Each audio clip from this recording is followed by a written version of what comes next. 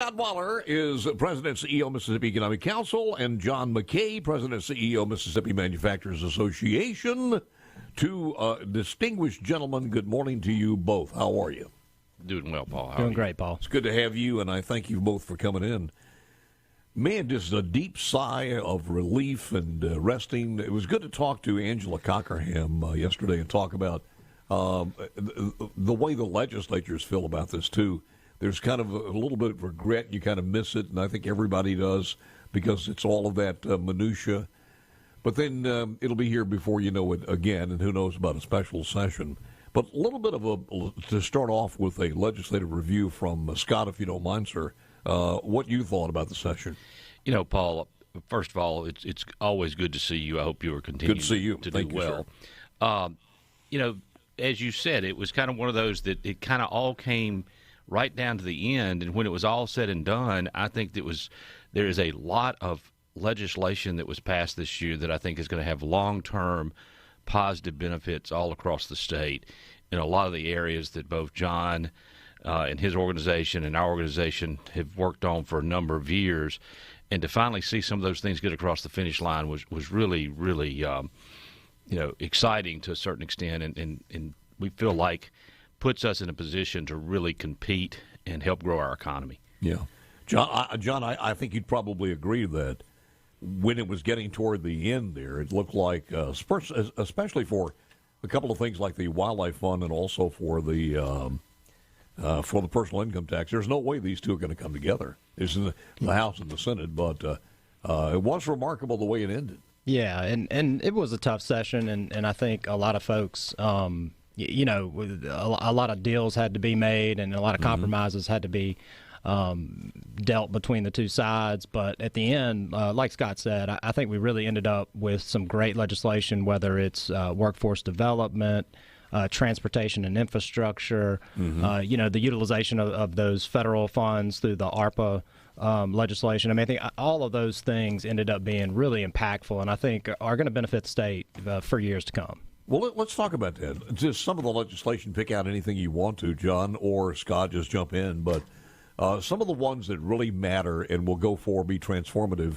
to specifically the Mississippi Manufacturers Association, but overall the economy to the state of Mississippi. John? Or Scott, either one. Well, sure. I'll kick things off and definitely talk about probably an issue that unites all of businesses across the state, and certainly Scott and I's organization, which is workforce development.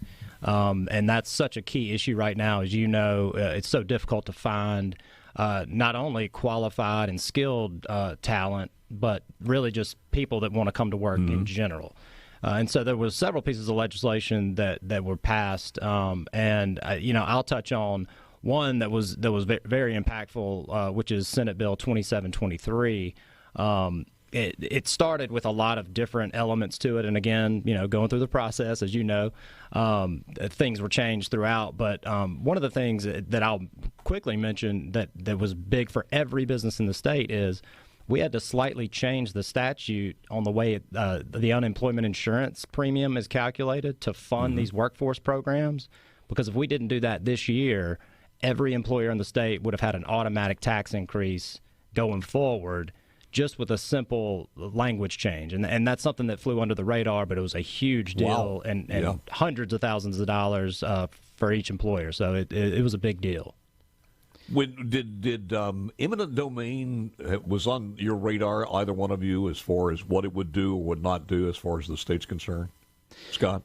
Not really. I think because what they were basically doing was codifying the initiative referendum that had passed. It really, everything was just going to stay kind of status quo. It would just go into the statute. So that one was not nearly, at the same level as it maybe was probably 10 years ago, when I can't remember how long ago it went through. But I will just say, touching on John's point about workforce, the other piece of legislation that came out was House Bill 1388, which was a bill that is kind of in different forms through the years has been there. It's something that Speaker Gunn had been working on for a number of years that we had seen, but honestly, it really narrowed its focus to a point of really focusing on career technical education and primarily at the high school and community college levels, and how all of that is affected.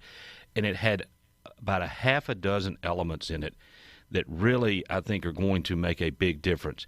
It's going to actually do an audit of all our CTE courses at both K-12 and community college. It's going to do a return on investment analysis to make sure these courses are putting people into the workforce. It created an opportunity to do a career readiness assessment, something that MEC has been working on for a number of years. In fact, I ran into Dr. Jean Massey, the former director of the CTE part at MDE. She's been a principal at several schools across the metro area over the weekend, and was saying, we started this process about 4 years ago when she kind of sat down and explained to me, here's how it should work. And now we're at the point of not only getting this legislation passed, but they have funded this process. And additionally, they funded a career coaching program to be run through Accelerate Mississippi. And I think that all of this really, we cannot underscore how important Accelerate Mississippi has been in all of this process. I noticed something this morning where yesterday was the 1-year anniversary of the creation of the Office of Workforce Development. Mm-hmm. Now, the legislation had passed several previously, but and it was set up. But when Ryan Miller and now his team created the Accelerate Mississippi part of it 1 year ago, the work that's been done has been amazing, and I think it will continue to be amazing because of the legislation that has been passed and the fact that there is a commitment from our legislature to make sure we have the funding in place to do the things we need to do. It sounds like you're saying HB 1388 is it's got some performance-based to kind of judge these and find out if they're working or not, and if they're not working, change them or delete them and do something else.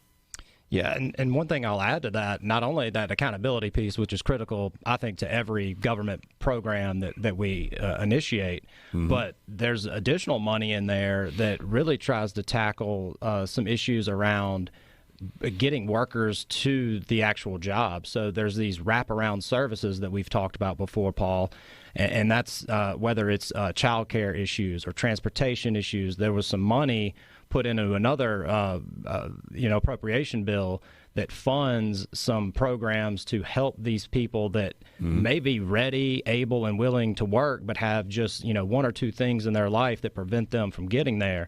Another very critical piece in all of this, in addition to the extra money that's put into workforce training programs through the ARPA funds.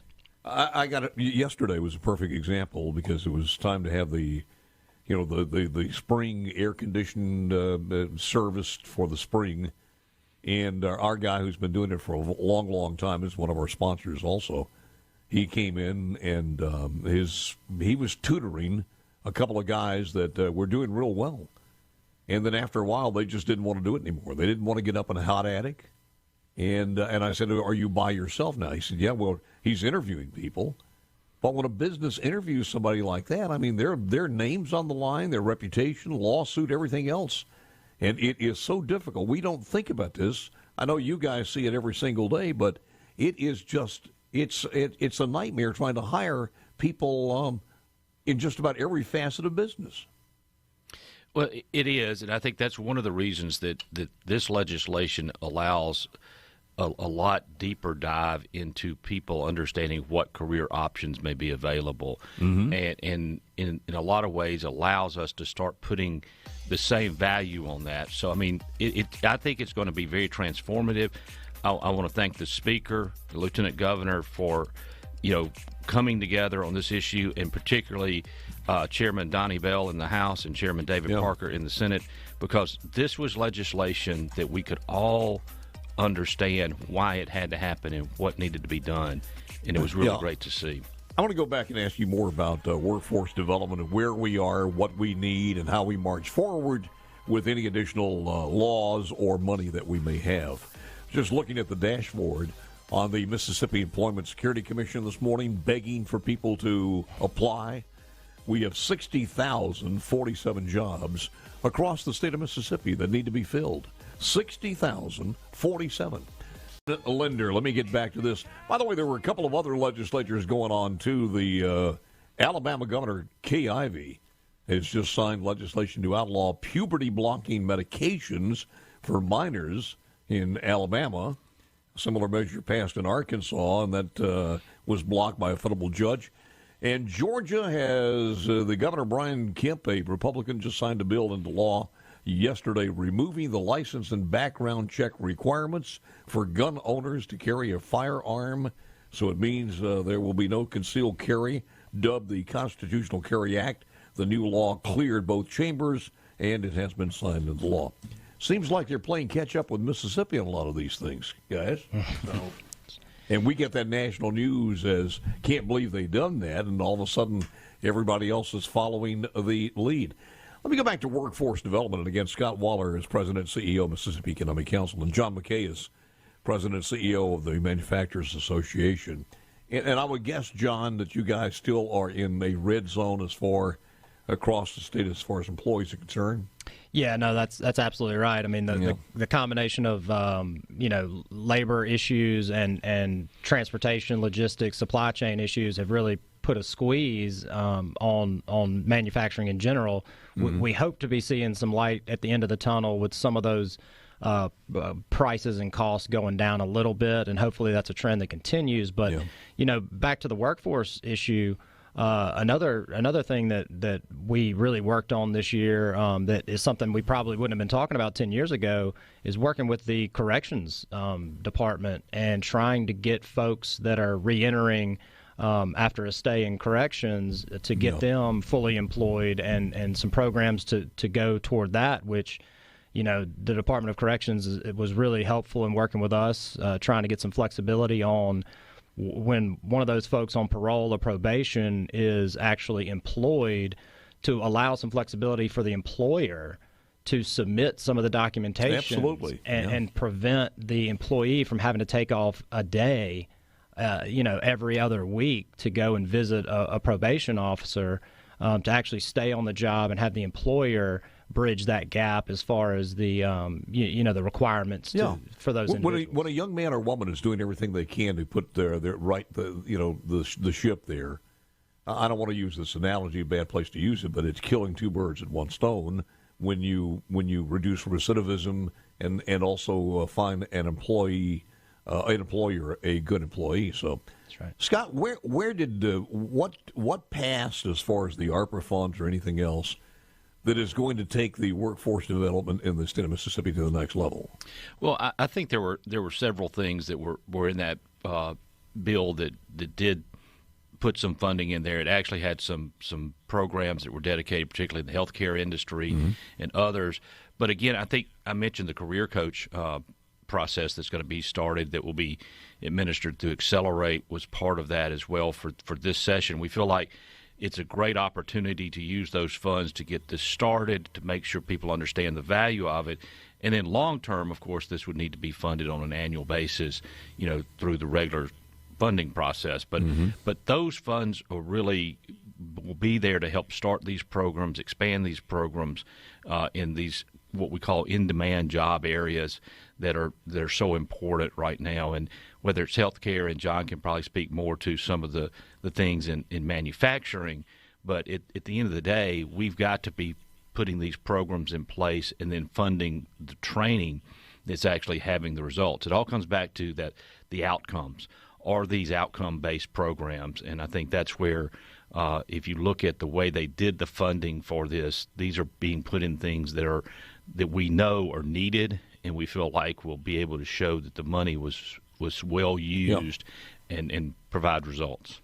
And we talk about this all the time, and I wish we had some scale out there to see where we are, where we're going, how much more of a gap we have to close. I'm not sure how we're doing with other states. Do either of you have any idea how we compare as far as workforce development, certainly with the surrounding states in the Southeast? Well, yeah, Paul, I think one of the things to keep in mind is how relatively new we are in this game. We really got a late start compared to our neighbors. Whether it's Georgia or Alabama or even Louisiana, they've had a decade's head start on us. So not only as far as time to get their programs implemented, but also the amount of funding that they have going to their office to perform these tasks. And, Accelerate really was born about a year and a half ago and is really just now being staffed, and it has, roughly a budget of, $1.5 million. Well, you look at our next door neighbor in Alabama, and I think their sort of main workforce entity is about a $60 million operation with well over 100, 200 employees. So, we have to look at where we are and where we started, but I will have to say that what we formulated with Accelerate Mississippi and the direction that Ryan Miller and his team are taking that operation, I have very high hopes. And I think not only the amount of funding that we dedicate to this, which I expect to increase over time, but the level of accountability and real data and metrics that we want to use to guide this process. We don't want to just throw millions of dollars out the door and say, well, we're hoping for the best. We want to see results, and if we're not getting results, we want to go in a different direction. Yeah. Still a little confused because you said $60 million from Alabama. How are they? We're not talking about attracting businesses. We're talking about teaching or developing workforce development, teaching kids to be in those businesses. This has nothing to do with the MDA as for their type of MDA. That's correct. We're just talking about. So how do you spend that $60 million? Is that putting different? Let's take for instance the the tire industry in the state of Mississippi. We are a pretty good player with 3 plants here. Do we have enough community colleges or other places that are teaching this, even in high schools? Well, yeah. So one of the things to recognize is the way we've done it in the past, and it's not necessarily a bad thing, is we would dedicate specific funding for a specific project. So let's take Continental Tire, and we would fund a workforce development operation through that local community college in that area. And we're doing that, are we not? Yes, we are. The thing that kind of misses is, number one, there are multiple industries around the state that do similar things. Mm-hmm. So why don't we coordinate through a central entity that can essentially be the quarterback of that training and train people not only for that single entity that we've recruited in the state, which is vital, but also to develop the skills that would benefit multiple employers in the state that do the similar thing. I think what we need to recognize is that we can walk and chew gum at the same time and really dedicate those resources and get much further bang for the buck on those particular training programs. Scott, coordination is not I'm sorry. That's what I was going to say. The coordination is key. Yeah. That's the key. It's not there within community colleges? It hasn't been. And I think what we've seen in the state is we've seen really strong programs, but it may be a strong program in this area. By coordinating them through a single office, it allows us to scale them up across the state instead of having them just in one particular place for one particular project. And I think that's the difference in how they've done it through the years, in other places. And it's something that actually MMA and MEC was very involved with. MEDC, the Mississippi Economic Development Council, and our economic developers across the state several years ago, to say, hey, this is something we really need to focus on, is how do we bring this all under a single umbrella to make this work in a way that can be much more effective for our state. John, do you think your folks, the members of the Mississippi Manufacturers Association, are pleased with the opportunities afforded them to go into the high schools and make a pitch? Would they like to do that more? Are they pleased with that? Or what do you think they stand on this? And that's another great example of, in the past, maybe a lack of coordination or a cohesive plan for the state. And I think that's, again, where our Office of Workforce Development is going to play a key role. But depending on the local high school or entity, some are way more receptive than others, and it really depends on that dialogue between the company and the high school. Whereas if we set up a model for everyone to follow, maybe you would have much more coordination between the K-12 and industry level. But if you don't, then the dictates would go back to legislatively mandating that, or at least the Department of Education. Is that right or not? That could be a point, and I don't think that's the way to go. I think it really should be something that we coordinate and plan and not necessarily dictate how that operates. You. Final thoughts from these two gentlemen coming up next, right after this. All right, final thoughts, guys, as far as, by the way, there was one note on C Spire text line, well, there's quite a few, but let me see if I can find it here, was, well, let me paraphrase it, I've lost it, is there are some people out there who've lost their driver's license because of because of alimony or child support, and they said that we need that back so we can make those changes and change our lives, but I'm not sure if that's part of it. It sounds like a legislative thing. But, Scott, first of all, your thoughts, sir, and final thoughts. Well, I think first of all, I think I appreciate you playing Ryan there. He's very talented, very talented in so many ways, and I agree with John. We're very fortunate to have him in his role as the executive director of our Office of Workforce Development. What Accelerate's doing is going to make a big difference long term. Shifting gears just a little bit is I want to talk a little bit about transportation, and I think that we saw a lot. You asked about some ARPA dollars earlier, but we saw a lot of money being put into transportation. This has been an issue that I think both our organizations have focused on for the last few years, and I'm going to touch on MDOT. I'll let John touch on our ERBR. But, what we saw was a commitment being made to put more dollars into capacity, more dollars into paving. And really one of the most important things that happened was the state understands that we need to put new dollars into match funds to be able to fully take advantage of the infrastructure bill that was passed by Congress. And, Paul, what that's going to mean is if over the next 5 years, this year we did it, we put $40 million additional state dollars into the MDOT program to pull down those dollars. What that's going to mean for the state is $1.16 billion over the next 5 years that's going to go to transportation. So that's on top of all of the other dollars that we would already be receiving as a result of that legislation. So, again, I know there were some things in that legislation that were a little controversial, but at the end of the day, the infrastructure bill that passed, I think, is going to really pay big dividends for our state on so many fronts, and I know Senator Wicker focused on the broadband side of it as well. So, there's a lot of things in there that I think are going to help us. Yeah. But the road and bridge side of it, without question, is a big need for us. And to see the legislature make the commitment to put the match dollars in place, but also put another $35 million into capacity, $45 million into paving, are things that I think is going to really pay dividends for us long term. John? Yeah, no, I would echo that too. Anything that you can do to really bolster physical infrastructure. So this session you had a ton of money going to water and sewer projects, which again is critical for citizens all over the state and businesses. You have the broadband, but then the transportation and infrastructure piece, most folks that drive on these roads and bridges, a road is a road, right? But as we know, those road systems are paid for at different levels, and at the local level in particular, it's very tough to fund some of these projects. So that's where the ERBR, which is the Emergency Road and Bridge Fund, really comes into place. And the legislature allocated $100 million extra dollars this year to that fund, which is almost exclusively going to the local road and bridge program.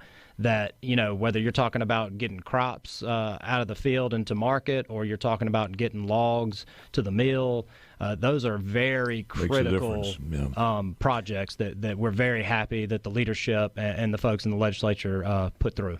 Before we go here, I want to mention the annual meeting that's coming up on April 21st. Scott? Yes, we're very excited. That's next week, isn't it? Okay, no sleep for a few days. No, we're excited.